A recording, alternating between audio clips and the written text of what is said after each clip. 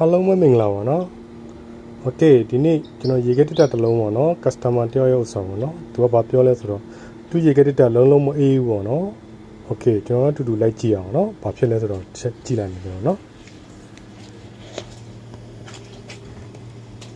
โอเคဒီကောင်ထဲကိုကျွန်တော်ဆက်ဖွင့်ကြည့်မယ်နော်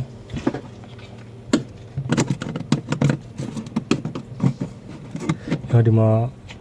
ဘဝတိဘက်မှာကျွန်တော်ဒီမှာ screw ရှိရနော်ဒီကောင်ဒီမှာ screw ရှိရကျွန်တော်ဖွင့်ထားပြီးရဖြစ်တဲ့အတွက်နော်โอเคနော်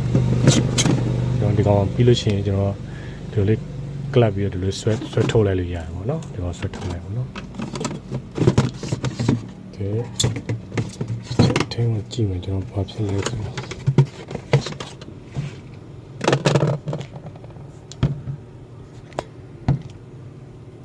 ကျွန်တော်ပထမဆုံးဆင်းနေတယ်ကျွန်တော်တို့ကဒီ sensor တွေ fuse တွေကျွန်တော်စစ်ကြတော့เนาะโอเคကျွန်တော် sensor fuse ချက်စစ်ကြည့်ပါเนาะအဲ့ကောင် fuse ချက်စစ်ကြည့်မယ်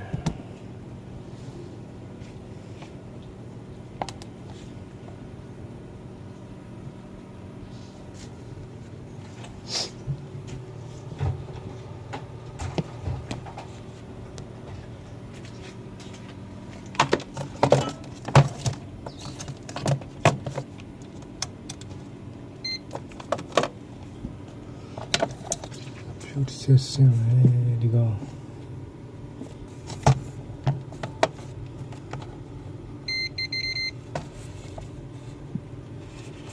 ကဘာကျူးလဲဘဝရဲ့အနီးရဲ့ဘဝနဲ့အနီးနဲ့โอเคကျမထဲမှာ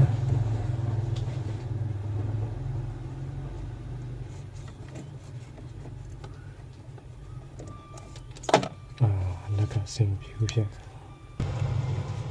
ဒီဖြူကောင်းကောင်းကျွန်တော်ရင်ကြည့်လိုက်မယ်ဒီကောင်တစ်စမ်းကြည့်လိုက်မယ်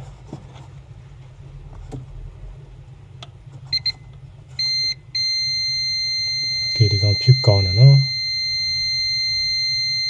ဖြူကောင်းတယ်ကျွန်တော်နောက်တစ်ခုကကျွန်တော်ဒီ sensor လေးစစ်မယ်ဆိုလို့ရှိရင်ကျွန်တော်ဒီကျွန်တော်ဒီမီတာနဲ့ကျွန်တော်စစ်လို့စစ်လို့မရဘူးပေါ့နော်ဒီကောင်တွေကမီတာမဖတ်ဘူးပေါ့နော်ဒီကောင်တွေကကျွန်တော် A peak မှစစ်လို့ရမှာနော်โอเคကျွန်တော်ဒီကောင်တစ်ခဏထားမယ်ဒီကောင်ခဏထားပြီးကျွန်တော်တခြားပြစ်ချက်ကျွန်တော်ပုံရင်ကြည့်မှာပေါ့နော်ဒီကောင်ပြန်တက်လိုက်မယ်ပြီးလို့ရှိရင်โอเคကျွန်တော်ပြီးလို့ရှိရင် heater ကိုစစ်မယ်နော်ကျွန်တော်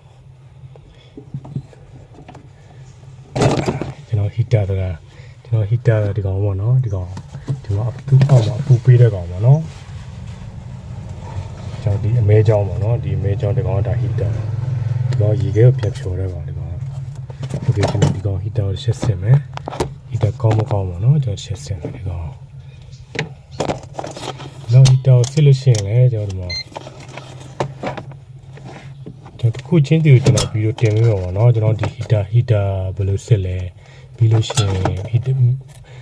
ပေါ်မှာထားလဲပေါ့နော်ဒါမျိုးတွေပေါ့နော်โอเคကျွန်တော်ဒီကောင် heater ကိုတစ်ချက်စစ်ကြည့်မယ်ပေါ့နော် heater တစ်ချက်စစ်မယ်ဒီကောင်မီတာဘလော့ရှိလဲဒီကောင်က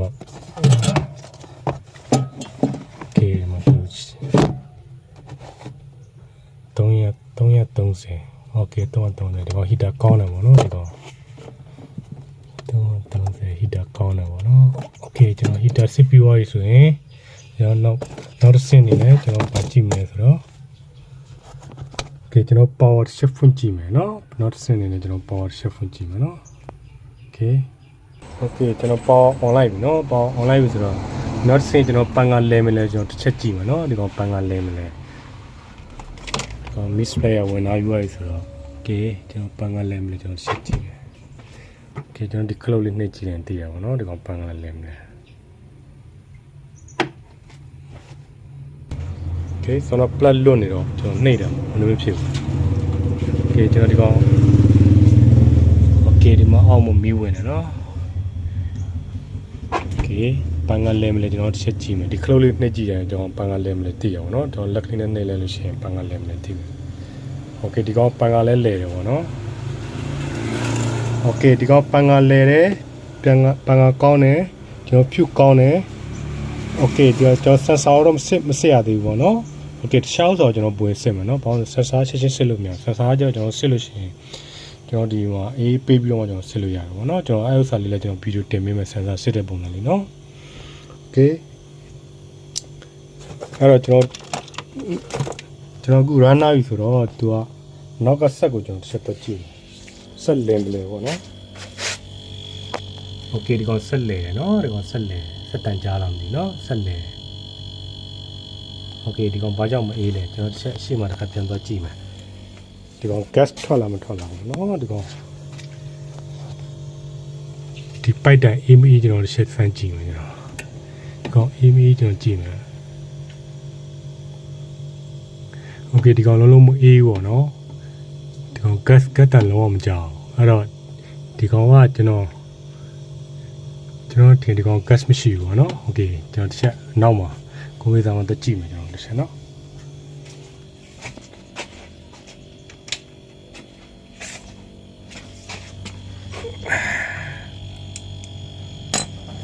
Okay ကျွန်တော်ရေပိတ်လိုက်မယ်ဒီကလုတ်ပိတ်ပြီးတော့မှကျွန်တော်တို့ gas ရှိမရှိကျွန်တော်ဒီကောင်လုံးလုံး gas မရှိဘူးပေါ့နော်အနေထားဘာလို့လဲဆိုတော့အပေါ်မှာ gas လုံးလုံးမထွက်ဘူးပေါ့နော် gas တန်လည်းမကြောက်ဘူးပေါ့နော်ဒီကောင်ဒါ gas လုံးလုံးမရှိဘူးဒါပေမဲ့ဒီကောင် gas မရှိတာဘာကြောင့်မရှိလဲဆိုတော့ကျွန်တော်ကြည့်မယ်နော် Okay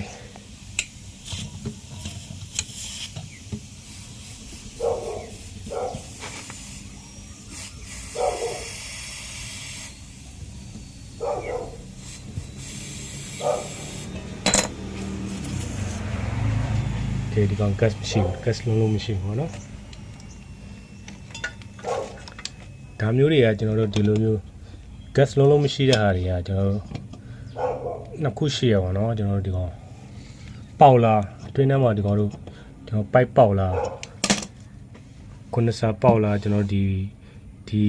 ဝရင်းဆိုတဲ့နေရာတွေမှာပေါက်လာစိတ်လာပါเนาะ gas စိတ်လာဒါတွေတစ်ချက်စစ်ကြရပါเนาะအခုကျွန်တော်ပထမအနေနဲ့ကျွန်တော်ဘာလုပ်မလဲဆိုတော့ကျွန်တော်ဒီကောင်ကျွန်တော်ခေါင်းလဲမယ်ပေါ့နော်ဒီကောင် SFခေါင်းလဲမယ်ကျွန်တော်ဒီကောင်လဲမယ်ကျွတ်ခေါင်းပေါ့နော်ကျွန်တော် gas ပြည့်တဲ့ခေါင်းဒီကောင်လဲပြီးတော့ကျွန်တော်ဒီကောင်ကျွန်တော် vacuum လုပ်ကြည့်မယ်ကျွန်တော် vacuum ဆိုတာကျွန်တော်ဒီကောင်စုပ်ထဲတဲ့လေတွေပါနေကြတယ်အကုန်လုံးကျွန်တော်စုပ်ထုတ်တော့ပေါ့နော်ဒီကောင် vacuum လုပ်ကြည့်လို့ရှိရင်မီတာနဲ့ vacuum လုပ်ကြည့်လို့ရှိရင်ကျွန်တော်နည်းနည်းအဖြေသိရတယ်ပေါ့နော်ဒီကောင်ပေါက်မပေါက်ပေါ့နော်โอเคเนาะကျွန်တော်ဒီကောင်ရင်တက်မယ်တက်ပြီးလို့ဒီကောင်ရင်တက်မယ်တက်ပြီးလို့ရှိရင်ကျွန်တော် vacuum လုပ်မယ်โอเคเนาะဒီကောင်မတက်ခင်ထဲတဲ့ကျွတ်ကလေးဖြုတ်ထဲတဲ့ကျွတ်လေးပါလေထုတ်ပေါ့နော်ဒီကောင်မေ့ပြီးဒီကောင်ထားရရင်အပူပေးလိုက်လို့ရှိရင်ဒီကောင်လေးလောင်သွားမယ်ဒီကောင်မှတော့ရာဘာဝါရှာလေးနဲ့ရှာလေးလောင်အောင်โอเคဒီကောင်ဖြုံမယ်ခဏထားမယ်ပြီးမှာနောက်တစ်ခုကျွန်တော်ဒီကောင်လေးဆော်လို့ရှိလို့ရှိရင်သတိထားတော့ကျွန်တော်ဒီကောင်လေးလောင်တတ်တယ်တဲ့နောက်တစ်ခုလေးကျွန်တော်ခံပါတော့ဒီကောင်နဲ့ရှေ့ဆွဲထုတ်မယ်ကျွန်တော်ဆော်လို့ကောင်း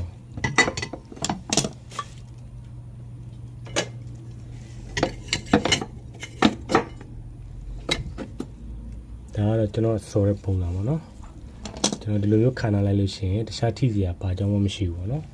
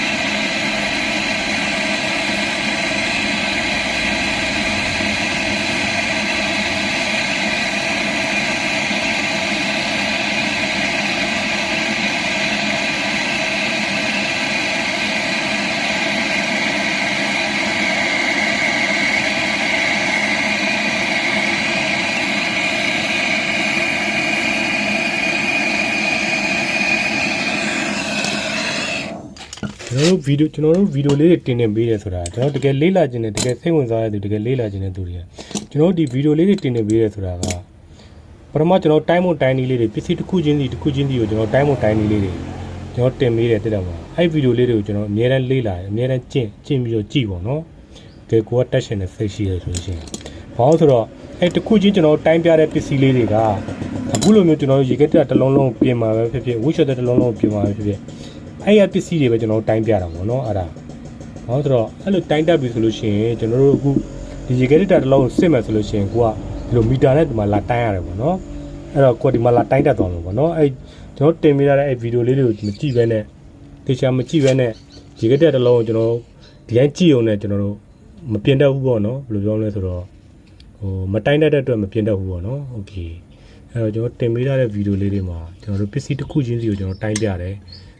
ဘယ်လိုတိုင်းလဲဘယ်နေရာမှာမီတာကိုဘယ်လိုထားပြီးဘယ်လိုတိုင်းလဲဒါလေးတွေကျွန်တော်ပြပေးထားရနော်အဲ့ဒါလေးတွေကိုတော့ကျွန်တော်လေ့လာပါနော်ဒီကောင်တန်တဲ့ရှည်နေဒီကောင်ကျွန်တော်နည်းဖြတ်လိုက်ဘာလို့လဲတော့ရှည်တိုင်းထားလို့ရှိရင်ကျွန်တော်ဟိုဘက်မှာတစ်ထောက်နေသူကဟိုဘက်မှာသူတစ်ထောက်အဲ့တော့ဒီကောင်နည်းဖြတ်လိုက်ကျွန်တော်ဒီကောင်ကဒါပိုက်ဖြတ်တဲ့ကောင်ပေါ့နော်ဒီကောင်က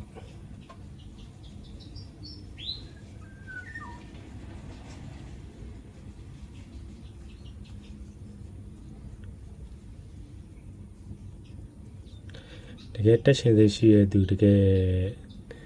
တေချာလေးလာတဲ့သူကဟိုနော်တေချာလေးလာလို့ရှိရင်ကျွန်တော်တို့ရပါတယ်ကျွန်တော်တို့ဒီကနေတေချာကြည့်ပြီးတော့လဲဒီ online ကနေတေချာကြည့်ပြီးတော့အဲ့လိုမျိုးလေးလာတာလဲတင်လို့ရပါတယ်ဘယ်လိုပြောမလဲအဓိကကိုကတက်ရှင်စိတ်ရှိဖို့ပေါ့နော်အဲ့လိုမျိုး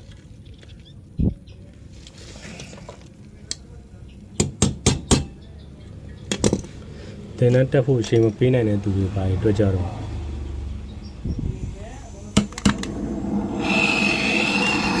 ဒီလိုလေးလာလို့ရတယ်နော်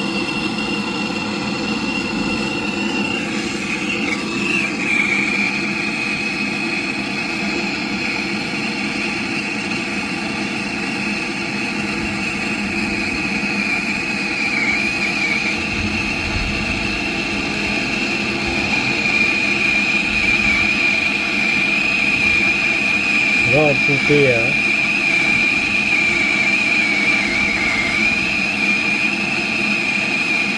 โอเคဒီတော့ဒီညဒီတော့ကျွန်တော်တို့ထည့်လို့မရလို့ဒီတော့ကျွန်တော်ပြတ်ပြောရအောင်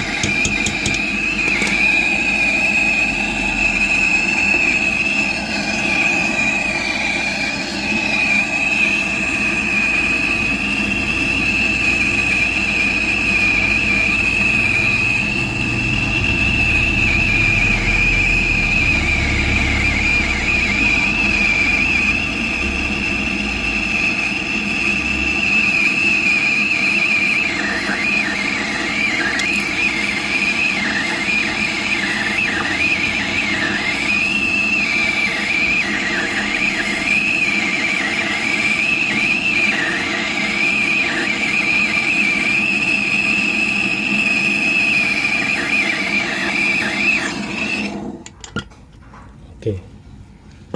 ဆိုရပြီကျွန်တော်ဒီလိုဆော်လို့ရှိလို့ရှိရင်သူကတချို့တွေကမှစတင်တဲ့သူတွေကသူကတချို့ဆော်ပြီးသွားလို့ရှိလို့ရှိရင်သူက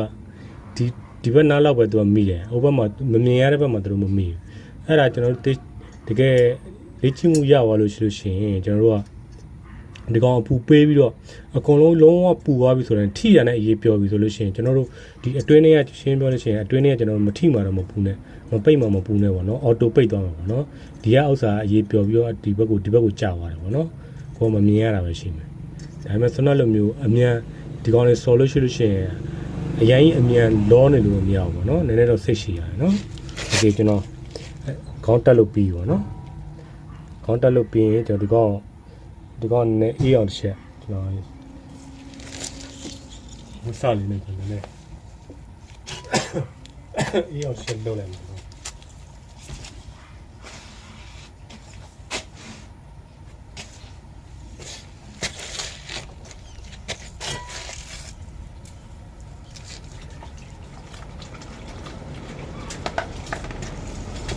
ကဲကျွန်တော်ဒီမေးပြီးတော့ဒီကောင်ရှင်းကျွန်တော်တို့ဒီမီတာပိုက်ကောင်တက်လို့မရအောင်เนาะဒီကောင်ဝရိဆော်ရာဆိုတော့ဒီကောင်ကေဆော်ရာဆိုတော့ဒီကောင်ပုံရတဲ့အချိန်ဆိုတော့လေเนาะ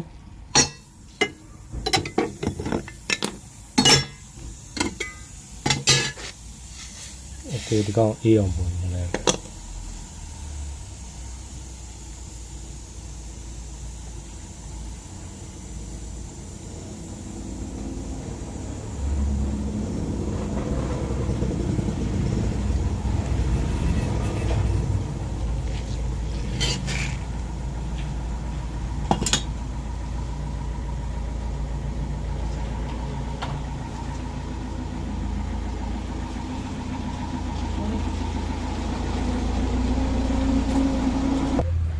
အရင်ဆုံးဒီကောင်ကကျွန်တော် gas ထည့်ပြီးကျွန်တော်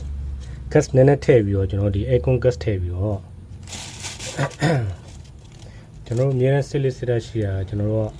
ကဒုံအောင်ပေါက်တာပဲဖြစ်ဖြစ်လေမုတ်ထုတ်တာပဲဖြစ်ဖြစ်ထဲထဲမှာစီမုတ်ထုတ်တာပဲဖြစ်ဖြစ်ကျွန်တော်ဒီ aircon gas တွေပဲကျွန်တော်သုံးတယ်ပေါ့နော်ဘာလို့လဲဆိုတော့ aircon gas နဲ့ကျွန်တော်ဒီ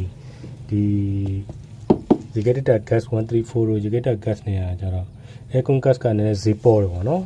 Eleetronic gas ကလည်းဈေးကြီးရပါတော့အားကြောင့်တုံကျွန်တော်တို့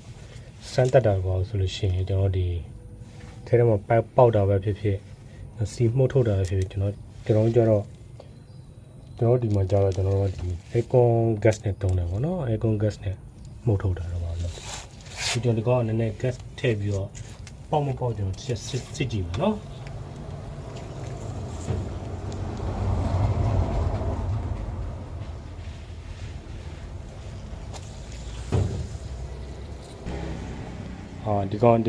ဒီကောင်ကျတော့ဒါ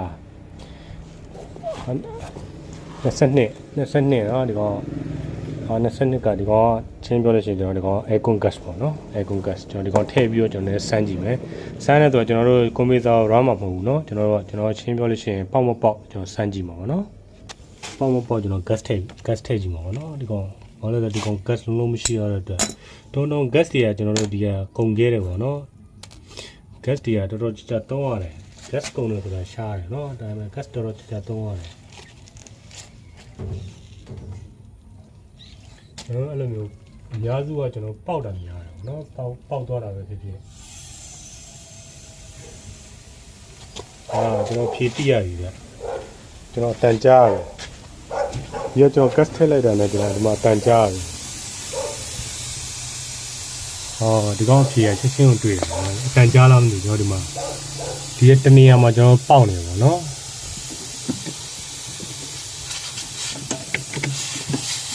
ဒီမှာတွေ့ပြီပေါက်